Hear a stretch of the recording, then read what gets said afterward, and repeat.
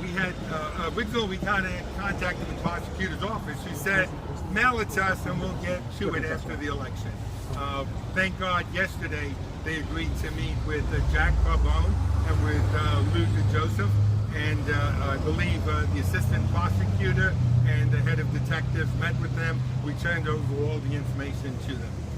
But as far as the civil end of it, the counting of votes, the civil end of it, Amy, as you were there yesterday, we're pretty disappointed.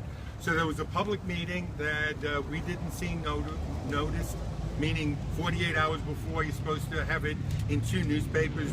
They told us it was in the Press of Atlantic City. Press of Atlantic City has no record of it. They told us it was posted on the bulletin board according to the law, but we have time dated those photographs. There's no mention of that on the bulletin board. It was only after Mr. Carbone told them that they were in violation that they posted that. It was a public meeting, but as you know, someone tipped you off. The Press of Atlantic City, Mr. Jack Carbone, who represented the Guardian campaign, and a gentleman that represented the Gilliam campaign. You were in the building, but they locked this building. They locked the building for a public meeting, so the public could never get in here. So the public wasn't notified, and they weren't allowed in this building. And when they were told that, they said they're not responsible for locking or unlocking the building.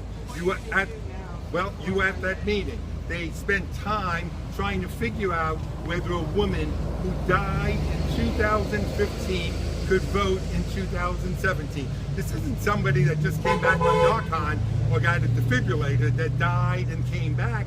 This is a person that is dead in 2015, absolutely still dead in 2017. And at the end of the meeting, what they said was they were going to stop the process of allowing every candidate, whether you're for governor or for senator or for assembly or sheriff or freeholder, or in Atlantic City's case running for mayor or city council, in having a challenger when the ballots are reviewed on Monday. They're not going to allow that, and the Board of Elections said they're not going to do it. They're going to pick 2 staff members and allow them to decide whether or not the ballots are allowed to be counted or not.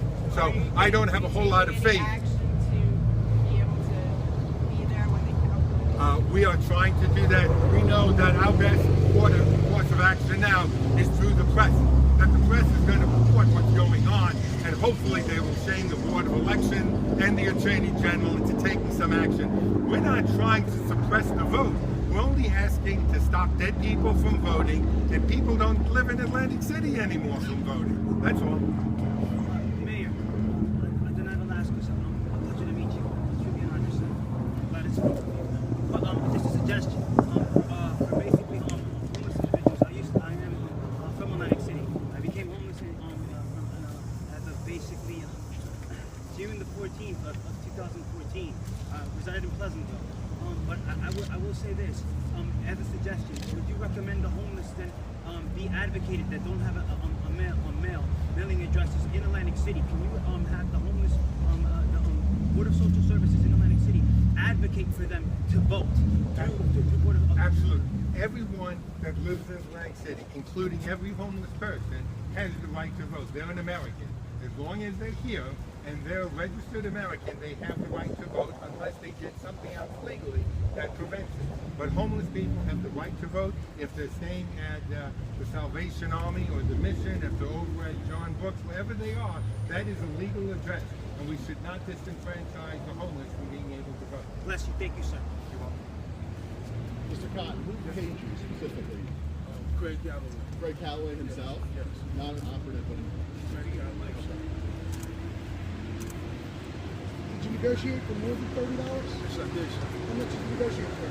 I looked at a film to decide. How did you get to the Guardian campaign experts? Guardian? Yeah, the Gilliam campaign experts. So that would be a good problem. How'd you get them? I was giving them. Did you call Craig and ask him to pick you up there? No, sir. Huh? Did you have any interaction with Councilman Gilliam? No, not at all.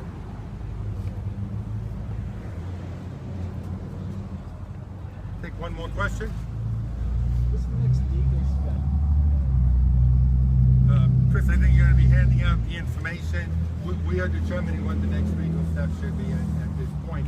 certainly voter fraud in a housing authority building is a federal building.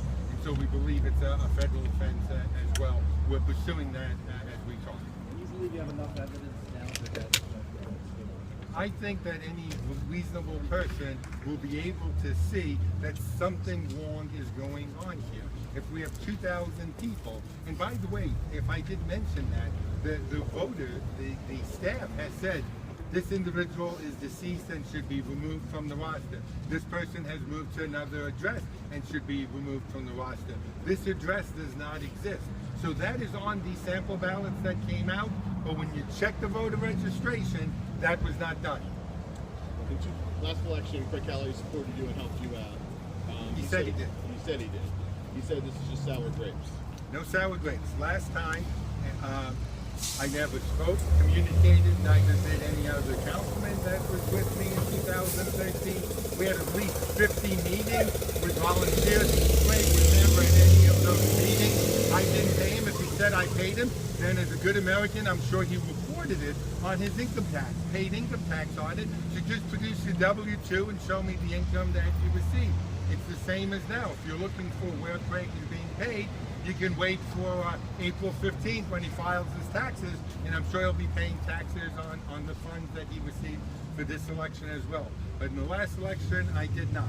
I was told that Craig was supporting the increase in the minimum wage, and he was going out and registering people and getting them to vote so that they could increase the wage. Mr. Mayor, Thank you very much. we have information for credentialed media outlets, so please follow up.